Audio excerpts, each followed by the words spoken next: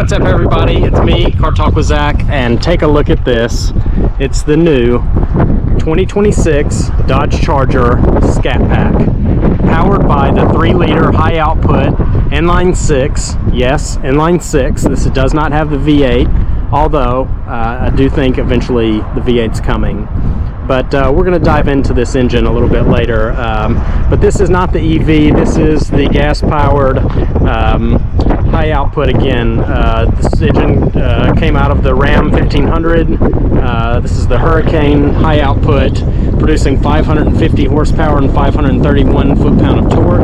Very windy today. Sorry about that. Yeah, this is their new performance car, and from a design standpoint, I actually really like it. I mean, it is a big car. It does have mass, but I think it's a nice throwback to the Chargers of the Dukes of Hazzard era. You know, you've got LED lighting up front. You've got vents where airflow can flow into the motor. You know, it just really does look good. That's not a functional hood scoop there, but you can see it says 6-pack. So you know this is the inline 6. You've got Brembo brakes. Some Scat Pack logo there. This one does have the black top package, which actually sets the design of this off. You've got black mirror housings, black roof, black spoiler. Really nice. 305 35 R20 tires, very aggressive front and rear grip. Nice black spoiler. You have twin exhaust pipes, LED lighting in the back. This thing's beautiful at night, by the way. They are going to come out with a 4-door version of this car, but this is the 2-door.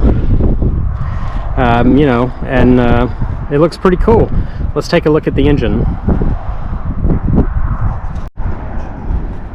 So here is the 3-liter 6-pack. Again, 550 horsepower, 531 foot-pound of torque out of a inline 6-cylinder.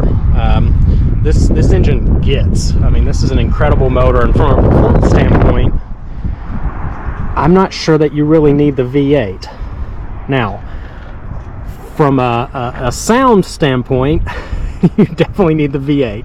We'll come back to that too. Okay, so we're inside the new Scat Pack. I do love the steering wheel. You've got like flat top and bottom. You've got paddle shifters. They're pretty small on the back, but nice functional leather perforated on the side. Pretty aggressive steering wheel. Starting the engine.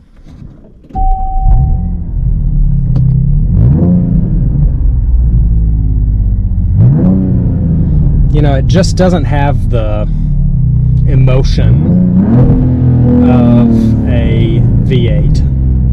And I feel like a muscle car should be a V8. From a performance standpoint, this car will outpace any of the V8 rivals because it's all-wheel drive.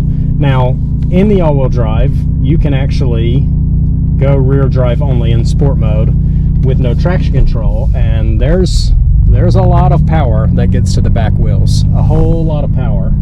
I experienced this a little bit on Friday night. It was a little wet out, and you can actually definitely get the rear end of this thing going around.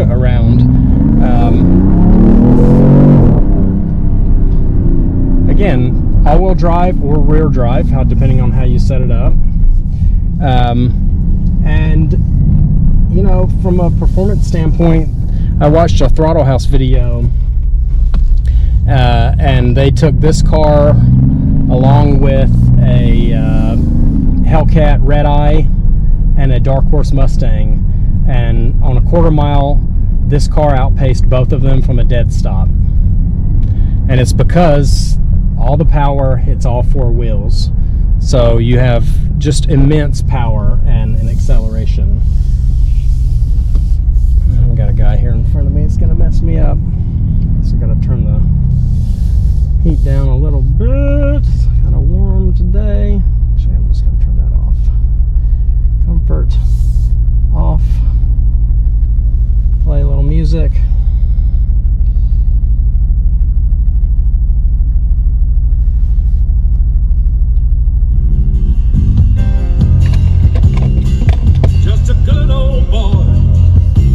here we go. Never meaning no harm. It's all never seen.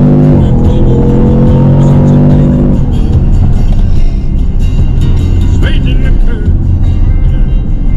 Shifts are brilliantly fast. Brilliantly fast. There's an 8-speed transmission here, and I mean, just really, really good. Really, really good shifts. I am in sport mode here. The car feels nice and planted. You know, I don't feel like I'm bouncing all over the place.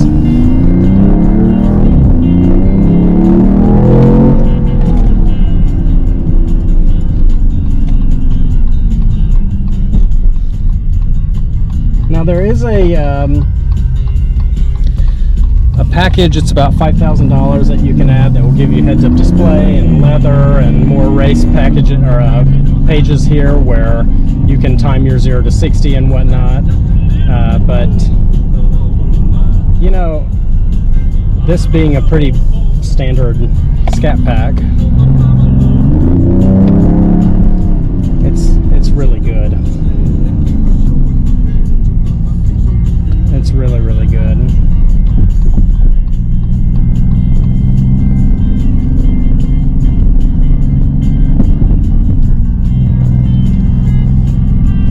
It's kind of a grand touring vehicle, to be honest, like more than a true muscle car.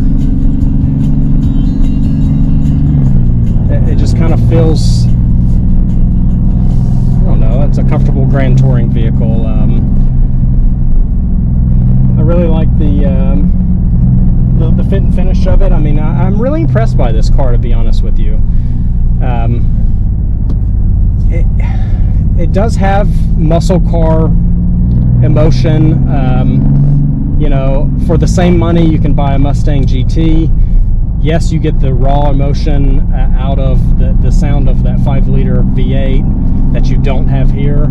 This car is faster. I mean, it just flat is. So I think you have to give it credit where credit's due. Twin turbocharged. You know, when that turbo hits, I feel like the first couple of gears are a little slow. Like you don't get that turbo pull until like that third gear, and then it pulls hard, and it keeps pulling until you let off. So yeah, it's a very engaging vehicle. Turn around here.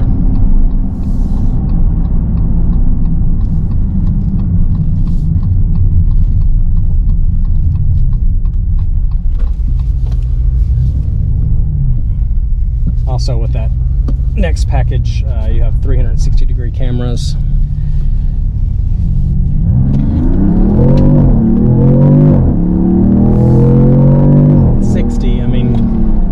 It's fast, y'all.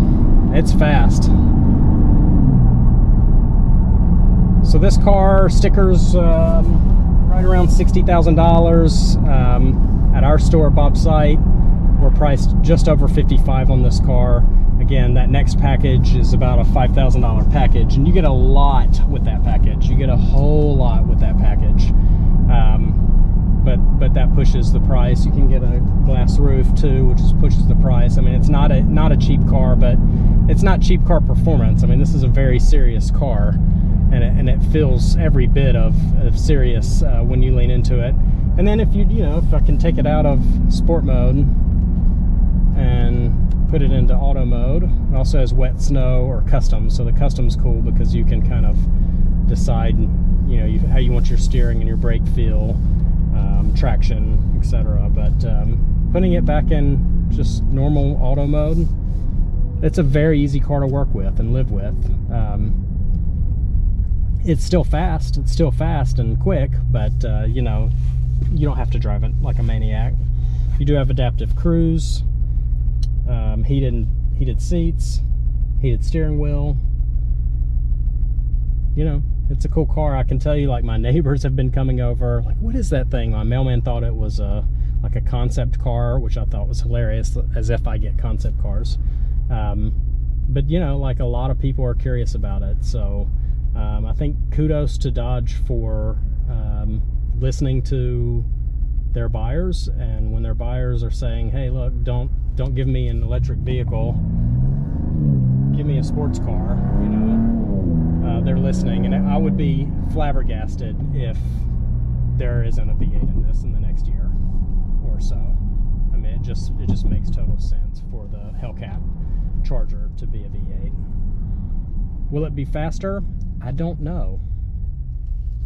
You know, that's a big question, because again, this outpaced the previous generation Hellcat Red Eye and a Mustang Dark Horse on a quarter mile from a dead stop. So, you know, the all-wheel drive really does make a difference. I'm sitting at a stoplight right now beside a guy in an F-150, and he's looking down, giving me a thumbs up. So, you know, it does get the attention.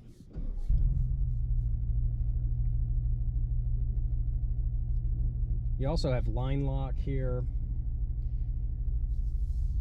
So